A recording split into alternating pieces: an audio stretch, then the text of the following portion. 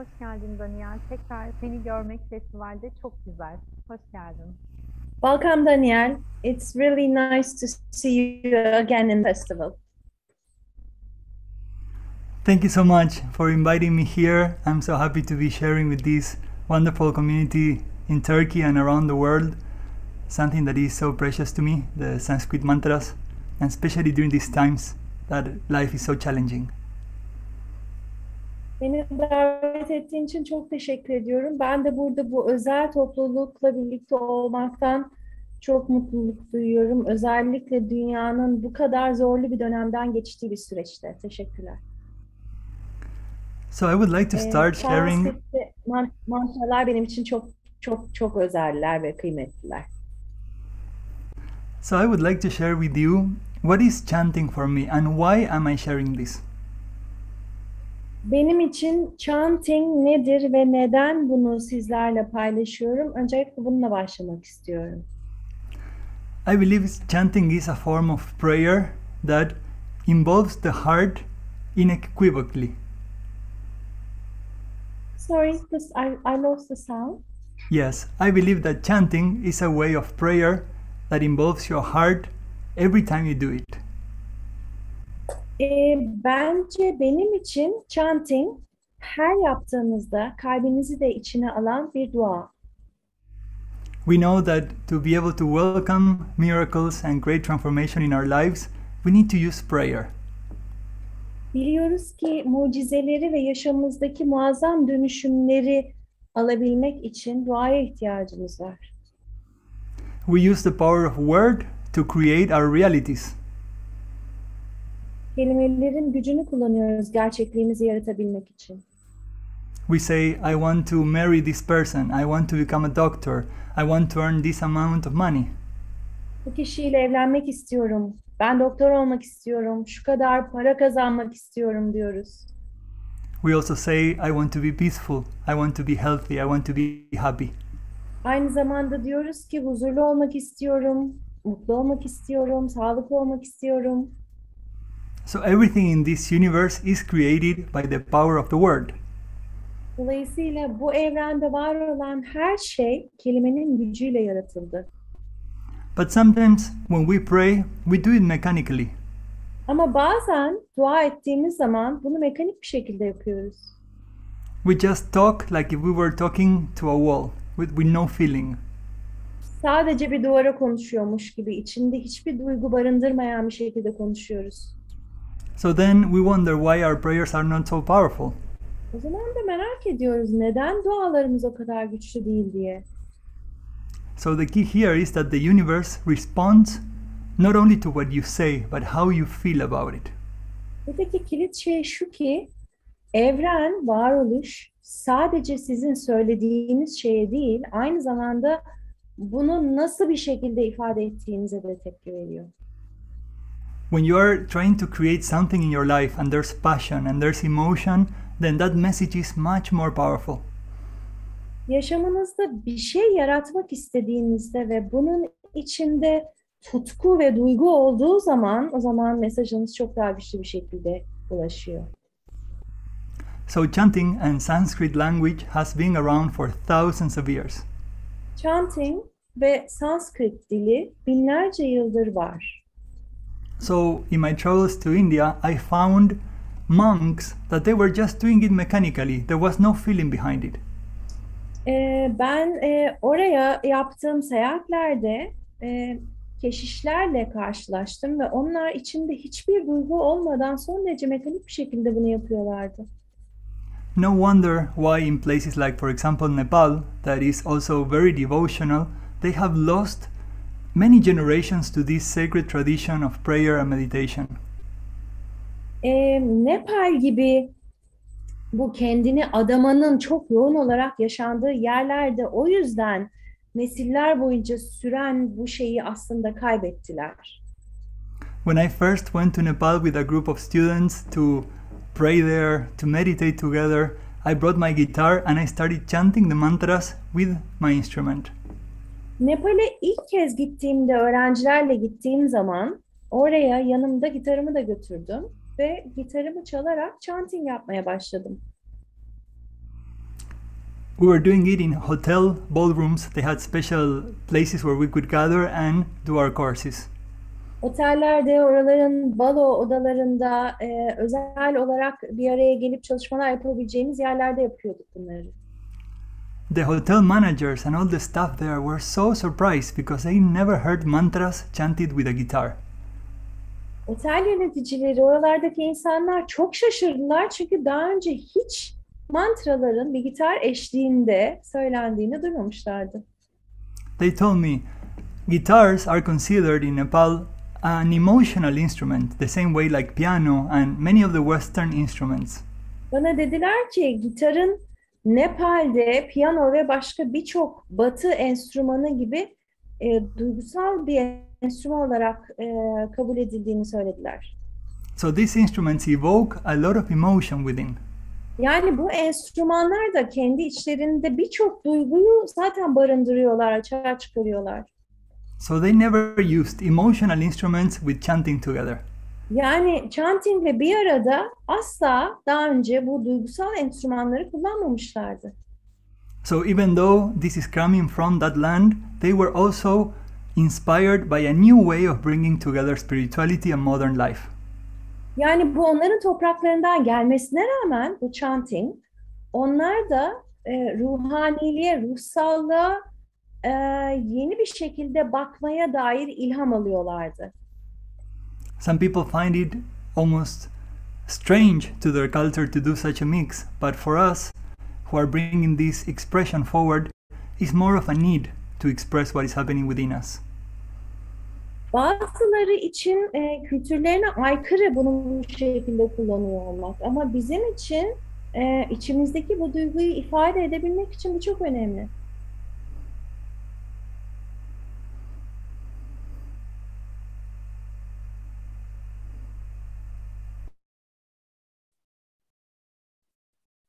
Daniel? Bağlantıda bir kopukluk oldu sanıyorum.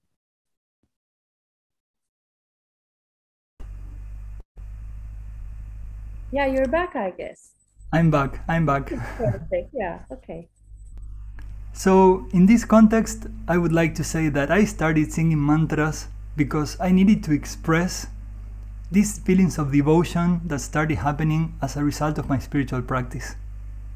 Ben kendi adıma diyebilirim ki ben mantraları kendi ruhsal pratiklerimin bir sonucunda kendi içimde olup bitenleri daha güçlü bir şekilde ifade edebilmek için söylemeye başladım.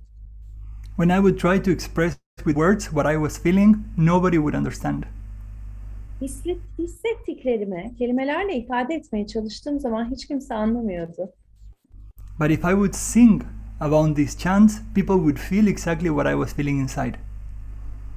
Ama bu chantlar vasıtasıyla onu söylediğim zaman, seslendirdiğim zaman herkes içimdeki his neyse onu gerçekten anlıyordu. So this is how it all started for me. Benim için her şey böyle başladı. So I would like to start with a chant for Ganesha. Ganesha için bir chantla başlamak istiyorum. So in Hinduism, all these deities represent different aspects of the personality of the divine.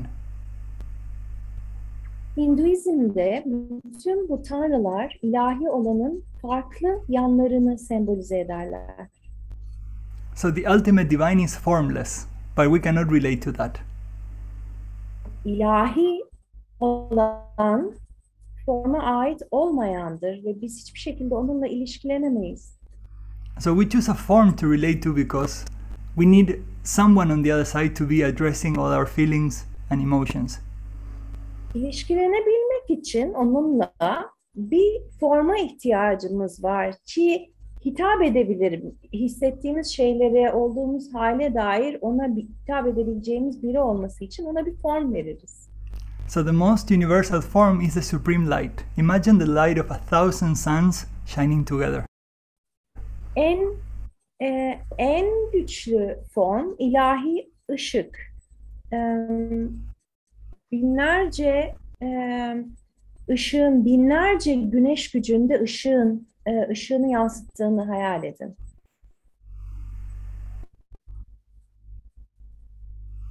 So from that supreme light, I would like to bring forward into my life peace. Ve ben şimdi o ilahi ışıktan hayatıma bunu getirmek istiyorum. Or I would like to bring into my life abundance. Veya barış getirmek istiyorum veya yaşamıma bolluk getirmek istiyorum. Or joy or health.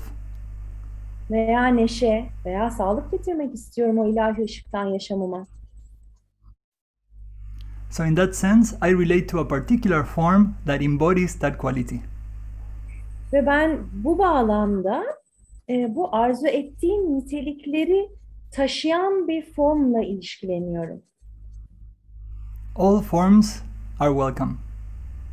Bütün formlara eyvallah.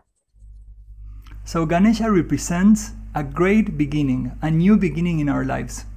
Ganesha yaşamımızda bir yeni başlangıcı temsil eder.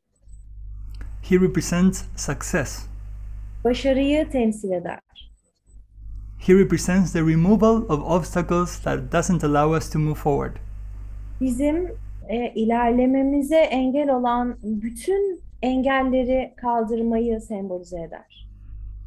He represents friendship. Dostluğu sembolize eder. And he opens the gate of the Muladhara chakra, the first chakra, for our spiritual energy to rise into the higher spiritual centers. Ve ilk çakramız olan Muladhara çakrayı açar ki oradaki enerjinin yukarıya çıkabilmesi için. So during this chant, I invite you to hold a prayer in your heart. Bu chantı yaparken sizlerin de kalplerinizde bir duayı taşımanızı istiyorum. Sizi davet ediyorum bunun için. What new beginning would you like to initiate today, right now? Bugün yaşamınızda hangi yeni başlangıcı inisiye etmek istersiniz? What kind Hangi of yeniyi başlatmak istersiniz yaşamınızda? What kind of success would you like to achieve right now? Şu anda nasıl bir başarıya ulaşmak istersiniz? What obstacle would you like to remove from your life? Yaşamınızdan hangi engeli kaldırmak istersiniz? So holding this prayer in your heart, listen to this chant that will bring energy in that direction. Kalbinizde bu duayı taşıyarak bu chantı dinleyin ki yaşamınıza bunu getirebilirsiniz.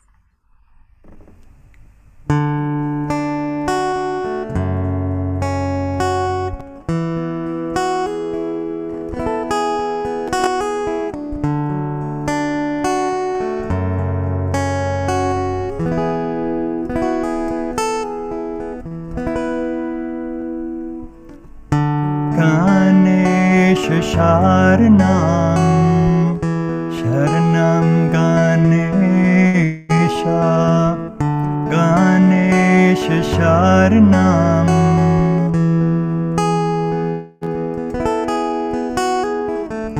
Ganesha Sharanam, Sharanam Ganesha,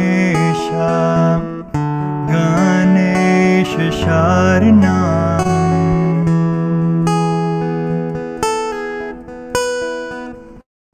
Ganesha Sharanam, Sharanam Ganesha, Ganesha Sharanam.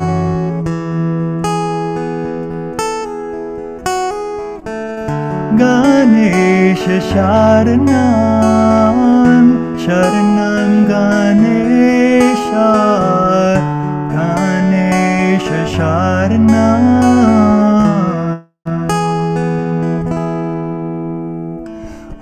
Gam Ganapataye Namaha, Gam Ganapataye Namaha, Om Gam Ganapataye Namaha, Om Gam Ganapataye Namaha, Gam Ganapataye Namaha, Om Gam Ganapataye Namaha.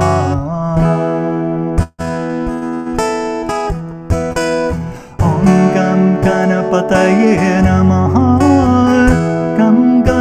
Ganapataye Namaha. Gam Ganapataye Namaha. Om Gam Ganapataye Namaha. Gam Ganapataye Namaha.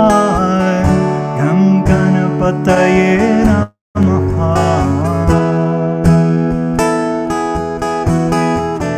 Ganesha Sharanam, Sharanam Ganesha, Ganesha Sharanam,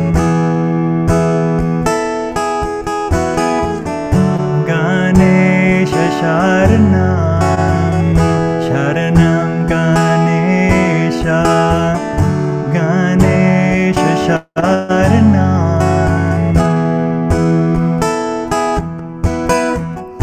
Ganesha Sharanam, Sharanam Ganesha, Ganesha Sharanam,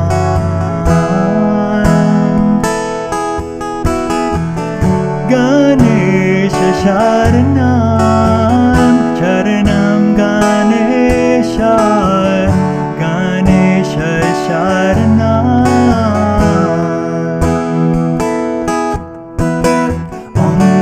Ganapataye Namaha. Gam Ganapataye Namaha. Om Gam Ganapataye Namaha. Om Gam Ganapataye Namaha. Gam Ganapataye Namaha. Om Gam Ganapataye Namaha.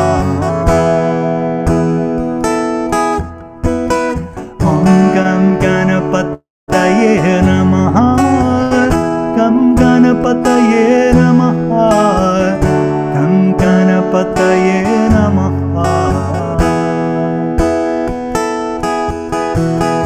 Om Gam Ganapataye Namaha. Gam Ganapataye Namaha. Gam Ganapataye Namaha.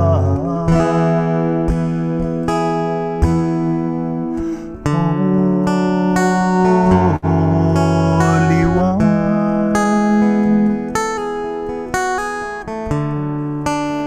Holy One,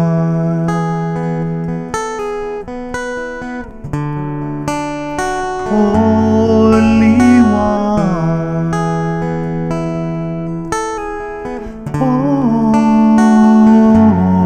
Holy One.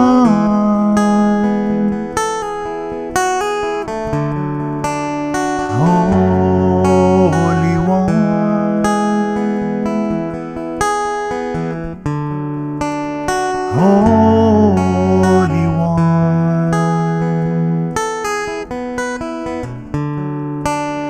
Holy One,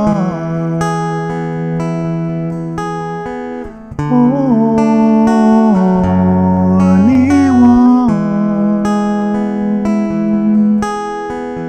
Om Gam Ganapataye Namaha. Om Gam Ganapataye Namaha. Om Gam Ganapataye Namaha. Om.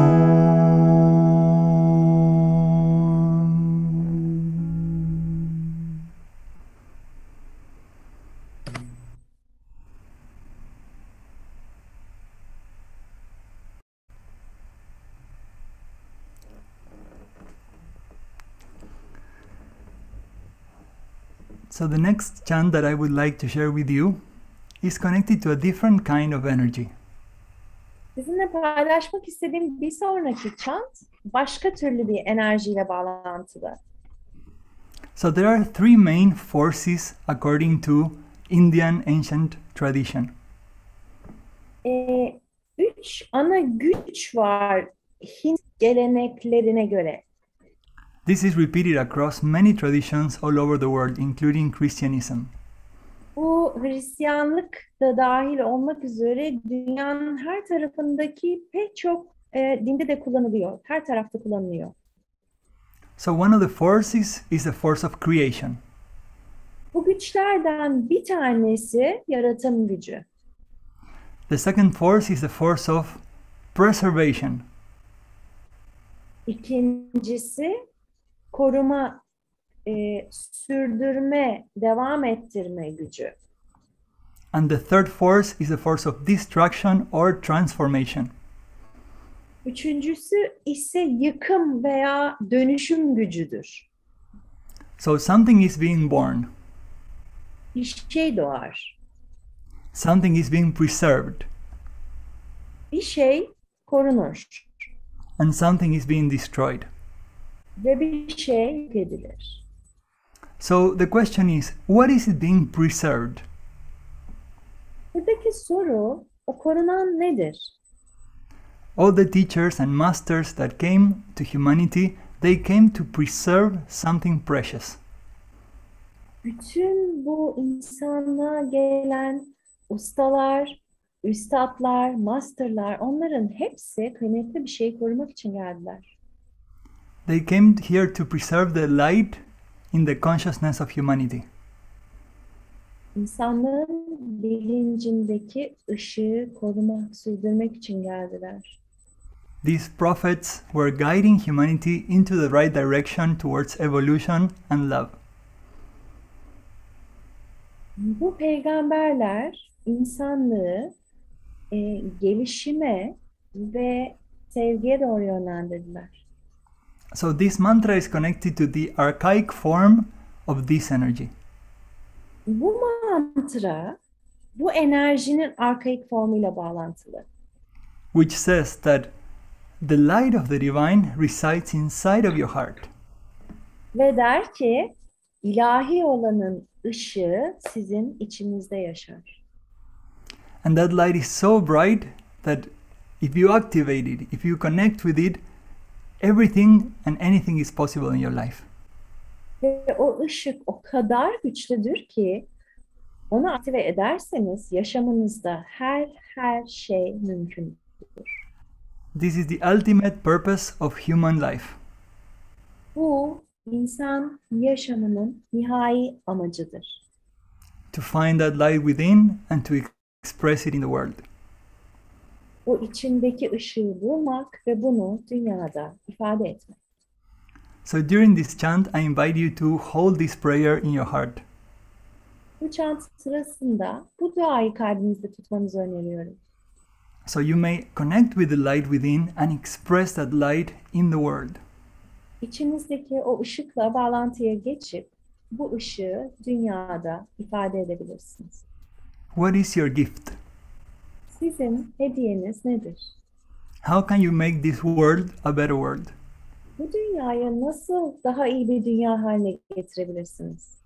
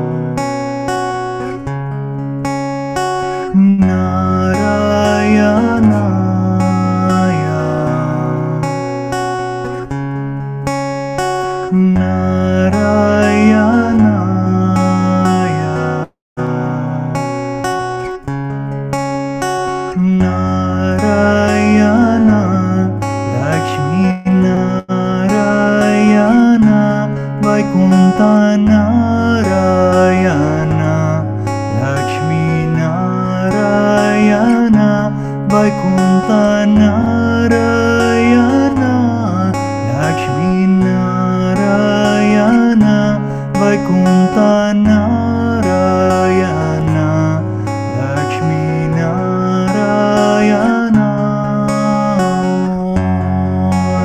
Namo Bhagavate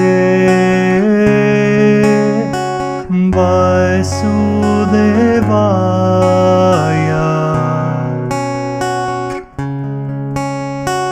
Om Namo Bhagavate Vasudevaya.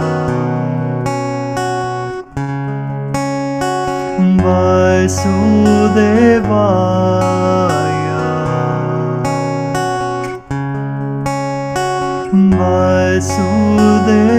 Vasudevaya. Vasudeva. Vasudeva.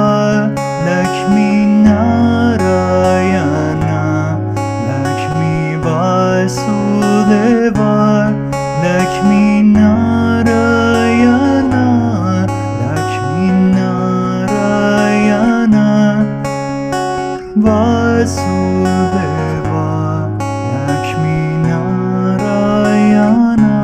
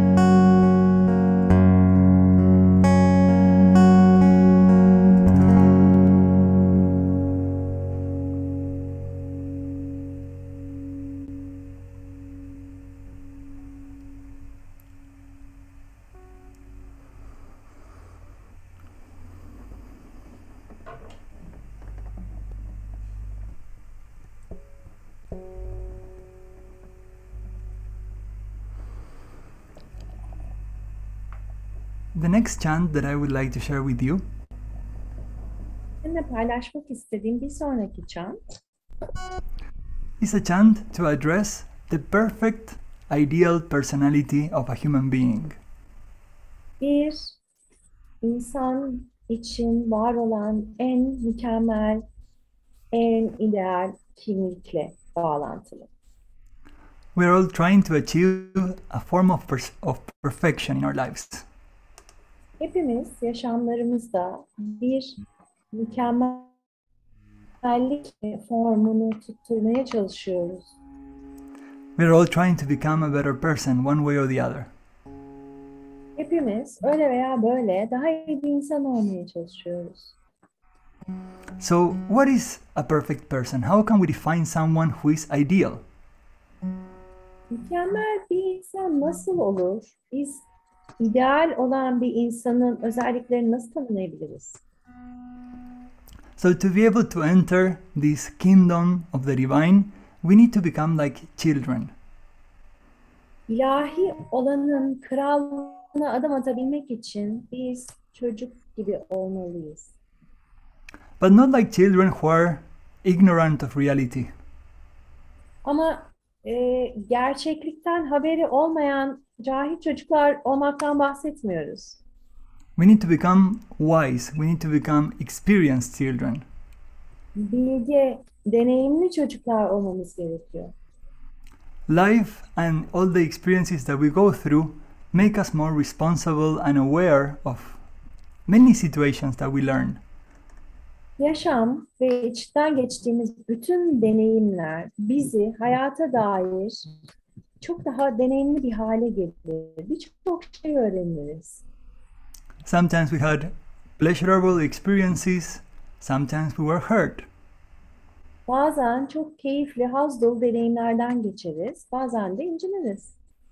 And in that process, we have lost our innocence, our childlike experience of life. Ve bu süreç içinde masumiyetimizi kaybederiz. O yaşamın içindeki o çocuk gibi halimizi, o çocuksuluğumuzu kaybederiz. We become loaded with the past.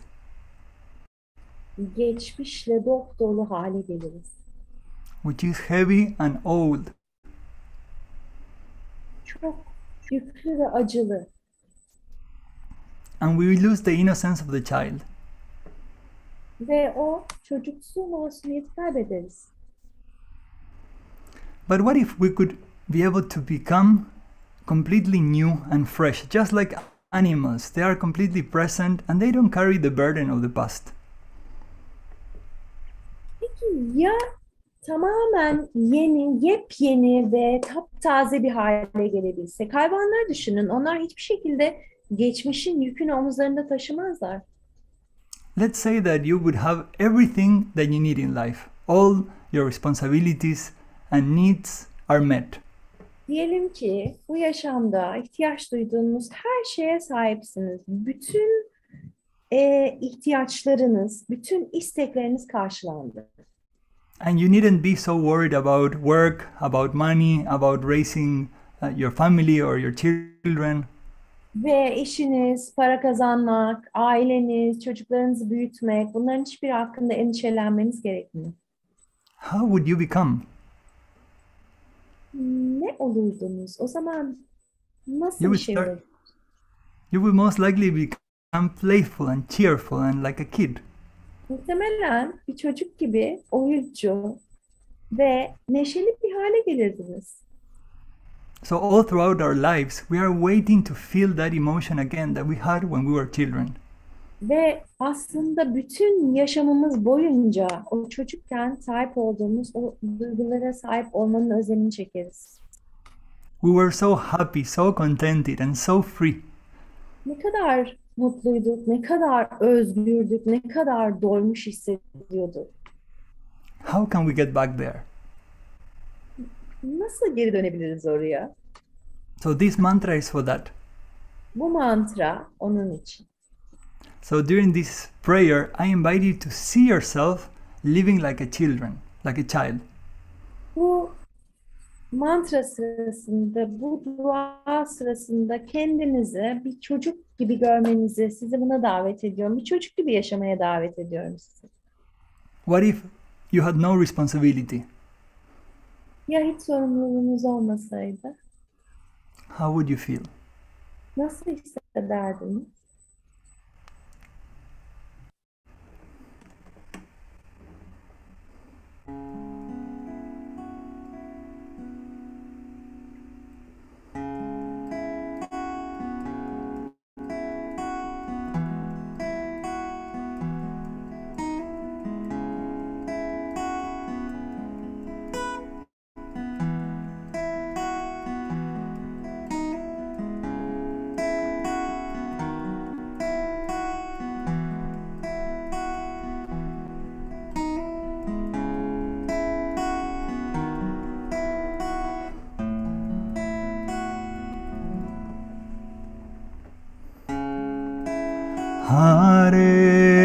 Hare Krishna,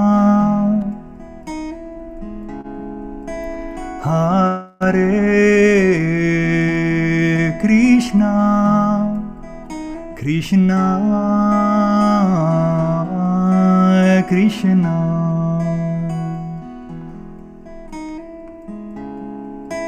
Hare Hare,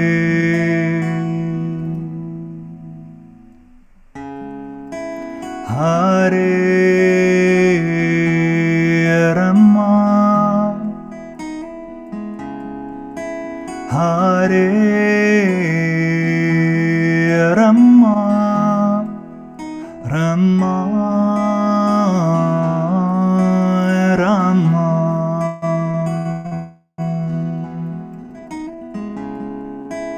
Hare Hare,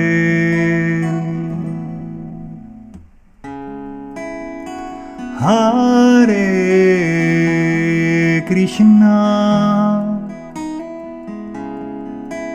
Hare Krishna, Krishna Krishna,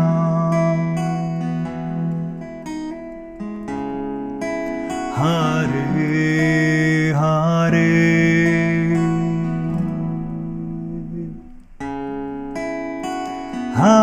Hare Rama, Hare Rama,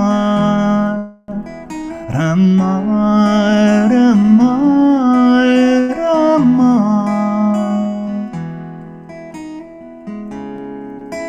Hare Hare, Hare Krishna, Hare Krishna, Krishna Krishna, Hare Hare, Hare Rama, Hare Rama, Rama Rama, Hare Hare.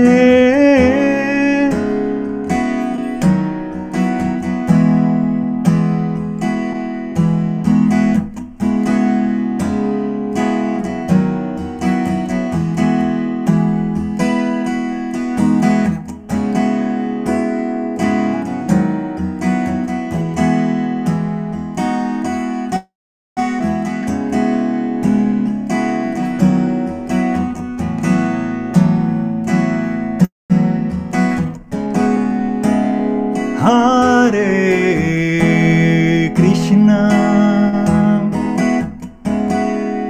Hare Krishna, Krishna Krishna,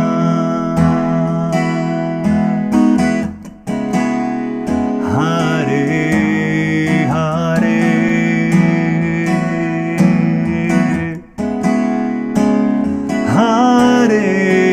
Hare Rama, Hare Rama, Rama Rama Rama, Hare Hare, Hare Krishna, Hare Krishna, Krishna Krishna, Hare Hare, Hare Rama, Hare Rama, Rama Rama, Hare Hare, Hare Krishna, Hare Krishna, Krishna Krishna, Hare Hare, Hare Rama, Hare Rama, Rama Rama, Hare Hare.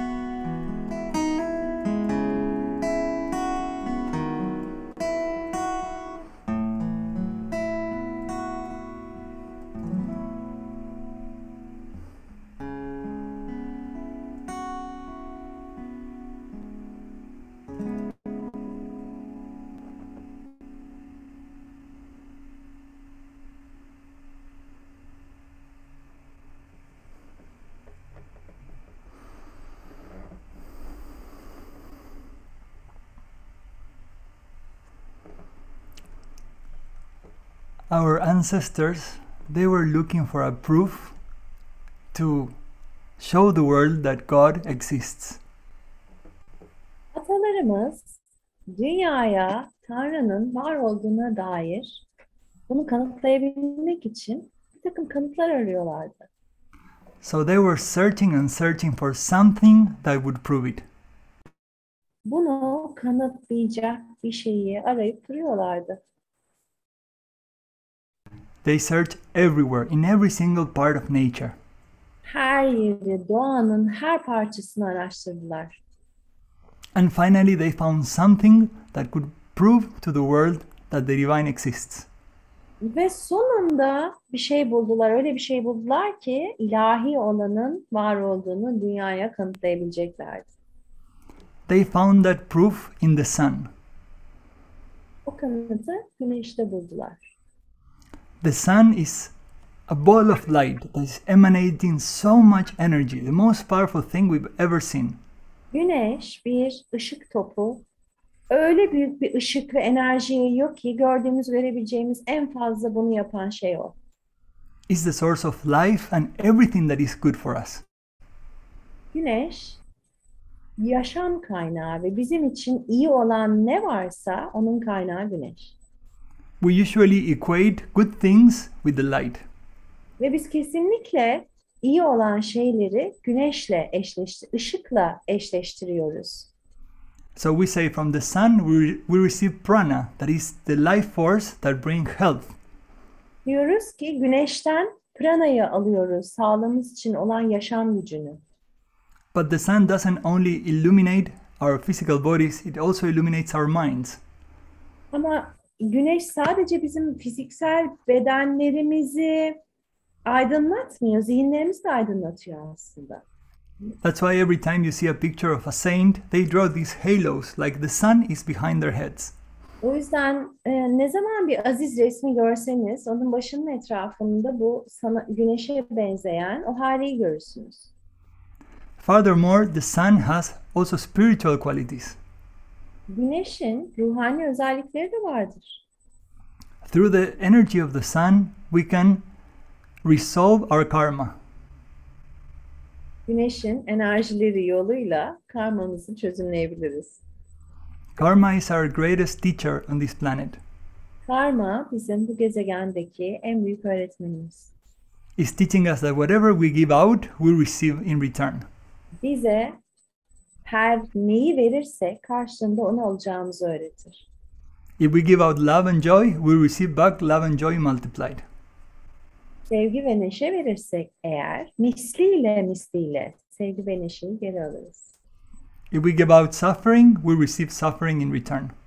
Eğer ki ızdırap verirsek misliyle ızdırap geri alırız. And that suffering makes us more sensitive to the suffering of others. Ve bu ızdırap bizi başkalarının ızdıraplarına karşı da daha hassas bir hale getirir. And in that way, our heart flowers. Ve bu şekilde kalbimiz çiçek açar. And compassion emerges within you. Ve içinizde merhamet yükselir.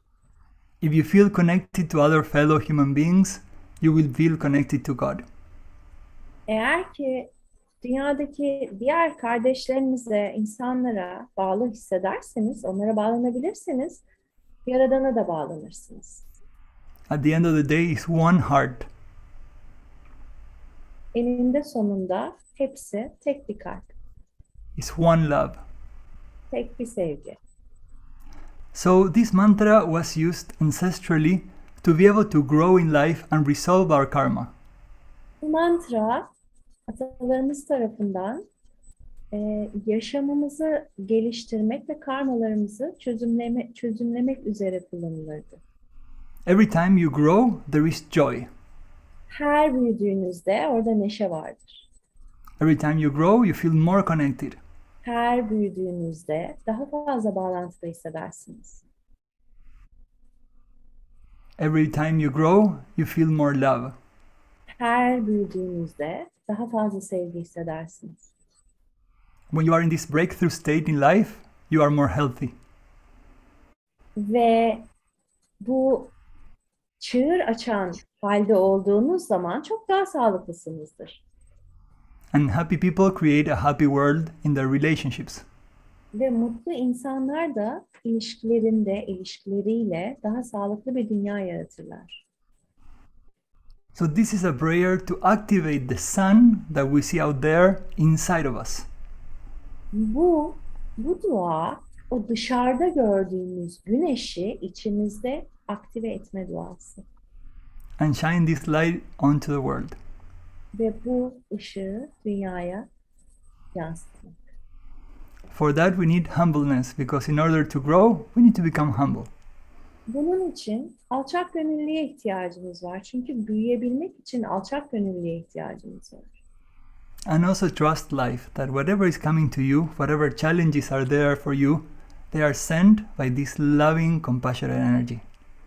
Ve aynı zamanda yaşama güvenmek. Çünkü size her ne geliyorsa o tamamen bu merhametli enerji tarafından size geliyordur. So during this chant, I invite you to pray so that you are able to grow in your life, to become more joyful and also more wise.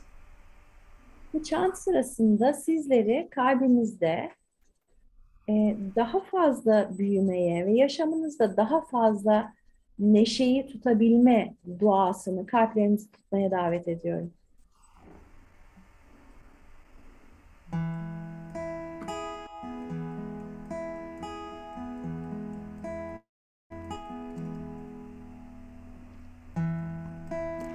Om Bhurabhuva Svaha Tatsaviturvarenyam Bhargo Devasya Dhimahi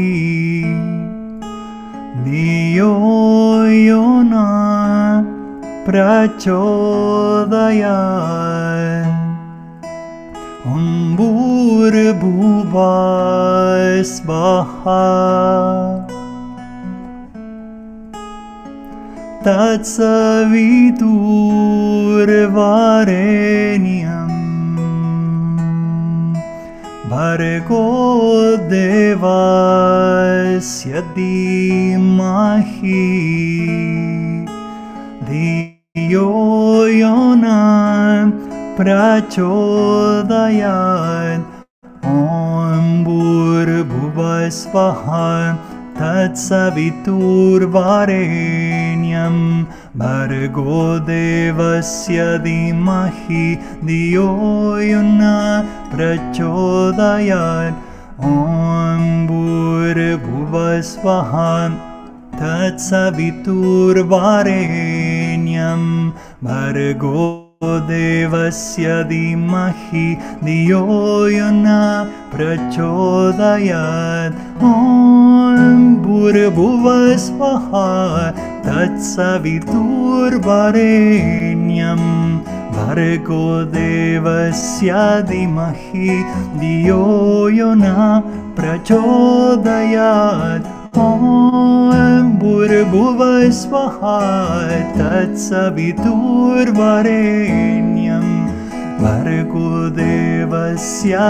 Dhimahi Dhiyo Yona Prachodayat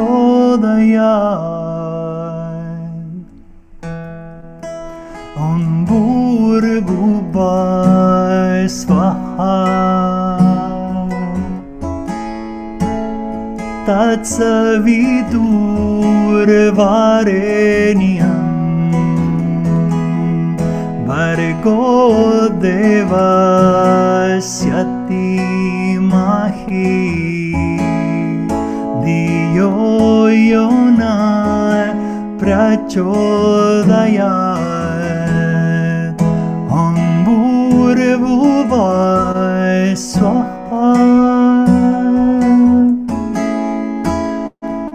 Tatsaviturvarenyam Bhargo Devasya Dhimahi Dhiyo Yona Prachodayat prachodayat. Om Bhurabhuva Swaha Tatsaviturvarenyam Bhargo Devasya Dhimahi Dhiyo Yona Prachodayat. Om Bhurabhuva Swaha Tatsaviturvarenyam Bhargo Devasya Dhimahi Dhiyo Yona Prachodayat. Om Bhurabhuva Swaha Tatsaviturvarenyam Bhargo Devasya Dhimahi Dhiyo Yona Prachodayat. Om Bhurabhuva Swaha Tatsaviturvarenyam Bhargo Devasya Dhimahi Dhiyo Yona Prachodayat.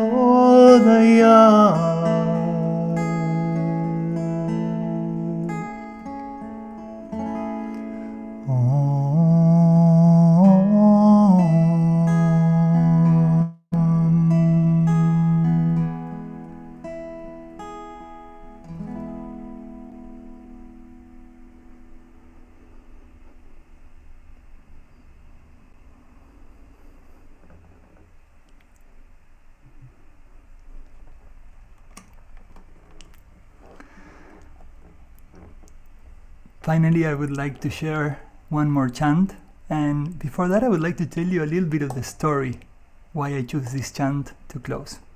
Son olarak sizinle en son çantı paylaşmak istiyorum ama onun öncesinde neden bu çantı seçtiğimi anlatmak istiyorum.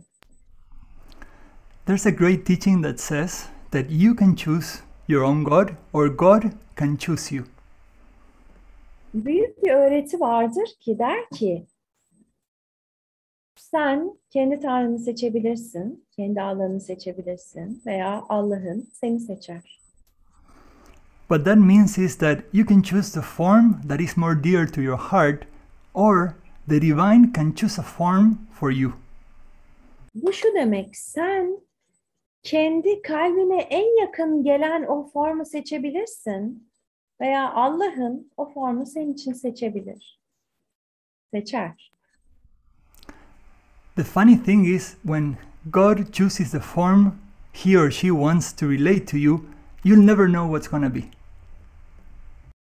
İlginç, gülünç olan tabii bu şudur ki Allah'ın senin için bir form seçtiği zaman bunun ne olabileceğine dair en ufak bir fikrin yoktur.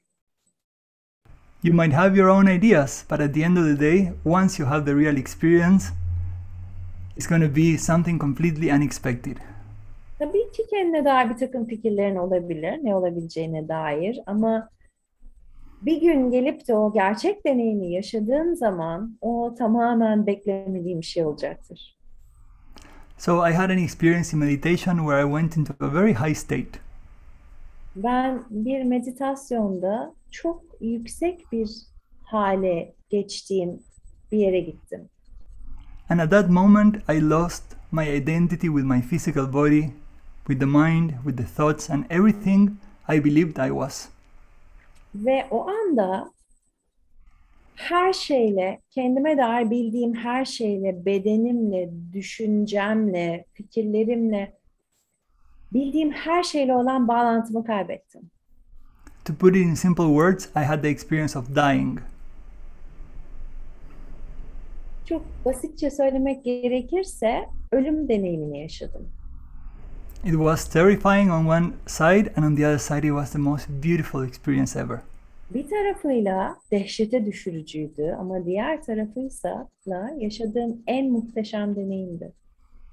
In that moment, from my heart, I started calling the name of Shambho, one of the names of Shiva.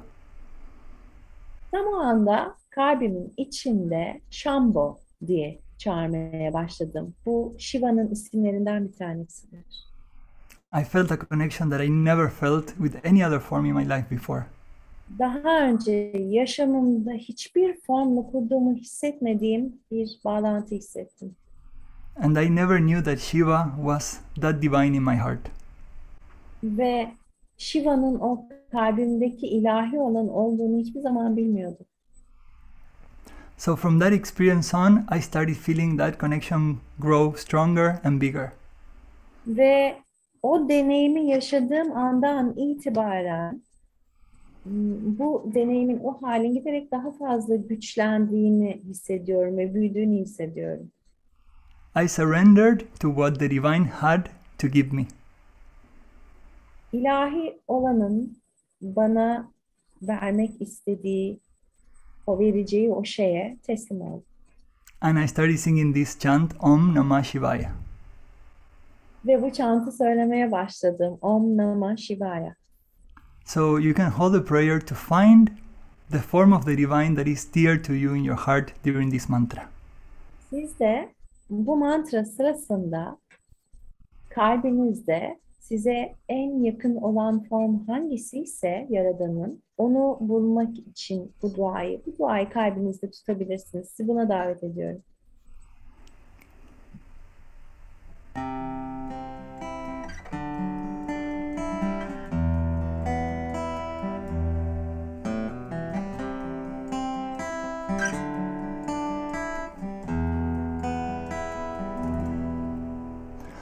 Om Namah Shivaya. Om Namah Shivaya. Om Namah Shivaya. Shiva Shiva Shambho. Mahadeva Shambho. Shiva Shiva Shambho. Mahadeva Shambho. Om Namah Shivaya. Hara Om Namah Shivaya. Hara Om Namah Shivaya. Hara Om Namah Shivaya. Shiva Shiva Shambho. Hara Om Namah Shivaya. Hara Om Namah Shivaya. Hara Om Namah Shivaya. Hara Hara Mahadev. Hara Hara Hara Mahadev. Shiva Shiva Shambho. Hara Hara Hara Mahadev. Shiva Shiva Shambho. Mahadeva Shambho. Shiva Shiva Shambho. Mahadeva Shambho. Om Namah Shivaya. Hara Om Namah Shivaya. Hara Om Namah Shivaya. Hara Om Namah Shivaya. Shiva Shiva Shambho. Hara Om Namah Shivaya. Hara Om Namah Shivaya. Hara Om Namah Shivaya. Shiva Shiva Shambho. Mahadeva Shambho. Shiva Shiva Shiva Shambho. Mahadeva Shambho. Om Namah Shivaya. Hara Om Namah Shivaya. Hara Om Namah Shivaya. Hara Om Namah Shivaya. Shiva Shiva Shambho.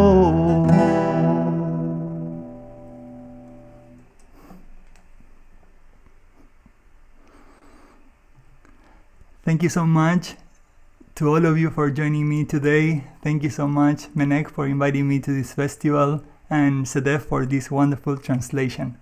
Çok teşekkür ediyorum hepinize. Benimle bir araya geldiğiniz için.